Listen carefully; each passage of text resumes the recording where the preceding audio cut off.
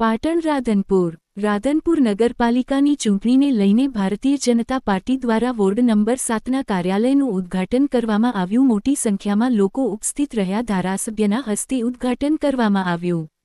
પાટણ જિલ્લાના રાધનપુર ખાતે આવેલ વોર્ડ નંબર 7ની અંદર ભારતીય જનતા પાર્ટી દ્વારા નગરપાલિકાની ચૂંટણીને લઈને ભારતીય જનતા પાર્ટીના કાર્યાલયનું ઉદ્ઘાટન કરવામાં આવ્યું। રાધનપુર વિધાનસભાના ધારાસભ્ય લવિંગજી સોલંકી અને રાધનપુર શહેર ભાજપ પ્રમુખ રાજુભાઈ ઠક્કર, પેટ્રોલ પંપ અને માર્કેટ યાર્ડના ચેરમેન ડોક્ટર કનુભાઈ પટેલ અને પ્રવીણભાઈ મહાલક્ષ્મી અને અમથાભાઈ ચૌધરી અને બાબુલાલ ચૌધરી અને કનુભાઈ દેરી અને નવીનભાઈ પટેલ અને બળવંતજી ઠાકોર અને અન્ય ભારતીય જનતા પાર્ટીના અગ્રણીઓ, કાર્યકર્તાઓ અને વોર્ડ નંબર 7ના મતદારોની ઉપસ્થિતિની અંદર ભારતીય જનતા પાર્ટી નગરપાલિકાની ચૂંટણીને લઈને વોર્ડ નંબર 7ના કાર્યાલયનું ઉદ્ઘાટન કરવામાં આવ્યું। મોટી સંખ્યાની અંદર લોકો ઉપસ્થિત રહ્યા હતા। વોર્ડ નંબર 7ની અંદર ભારતીય જનતા પાર્ટીના ચારેય ઉમેદવારો વિજય થાય 16 તારીખે ભારતીય જનતા પાર્ટી તરફ મતદાન કરવા આહવાન કરવામાં આવ્યું હતું।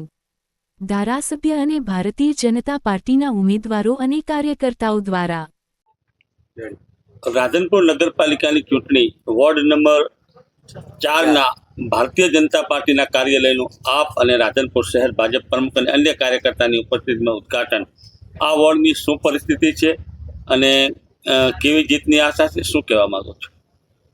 બસ આજે રાધનપુર નગરપાલિકાની ચૂંટણી ચાલી રહી છે। એના અંતર્ગત આજે રાધનપુર વોર્ડ નંબર 4માં જે કાર્યાલયનું ઓપનિંગ થયું એમાં શહેર પ્રમુખ બાબુભાઈ, બીજા અન્ય યુવાનો, દરેક સમાજના યુવાનોએ ઉત્સાહભેર એનું ઓપનિંગ કર્યું છે। અને સાથે સાથે આ 4 નંબર વોર્ડમાં 4 ઉમેદવારોની પેનલ છે એને જંગી બહુમતીથી જીતાડવા આજે કમર કસી છે અને ઉત્સાહ આનંદ અનેરો છે। આ 4 નંબર વોર્ડની ચૂંટણીમાં તો નક્કી જીત થઈ છે, કેમ કે આજે 18 આલમના દરેક સમાજના યુવાનો, આગેવાનો, વડીલો થનગની રહ્યા છે। કારણ કે રાધનપુરમાં 10 વર્ષથી કોંગ્રેસનું શાસન હતું। આ લોકોએ કોઈ કામ કર્યા નથી, ભ્રષ્ટાચાર સિવાયનો કોઈ વાત કરી નથી।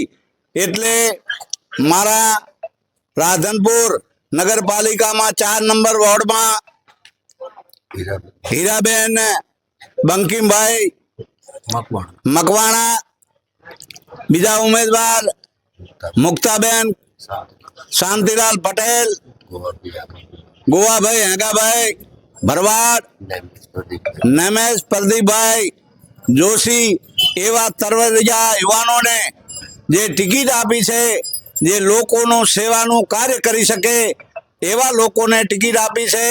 એટલે રાધનપુરની દરેક સમાજના લોકોએ નક્કી કરી લીધું છે કે આ 4 નંબર વોર્ડ જંગી બહુમતીથી જીતશે।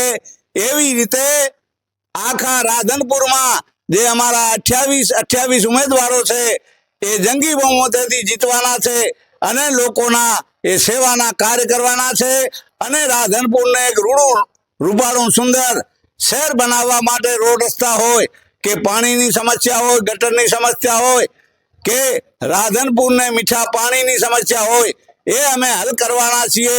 એટલે આજે ખૂબ ઉત્સાહભેર, આનંદભેર એ યુવાનોએ અને તમામ સમાજના લોકોએ કાર્યાલયના ઓપનિંગમાં હાજર રહ્યા છે। એ બદલ દરેક સમાજનો ખૂબ આભાર અને આપના માધ્યમથી અપીલ કરું છું કે આ દરેક સમાજના લોકોને એ ભારતીય જનતા પાર્ટીના કમળને મત અપાવી વિજય બનાવો, એ જ વિનંતી। ભારત માતા કી જય। 4 નંબરનો વોર્ડ કેટલા મતોથી જીતી શકો છો?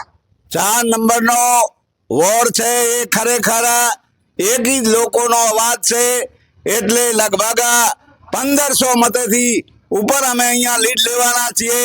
100% વોર્ડનો વિશ્વાસ છે કે અમારી જનતા, જે આ સમાજની 4 નંબર વોર્ડની જનતા એ કમળના પડખે છે, એ વિકાસના પડખે છે।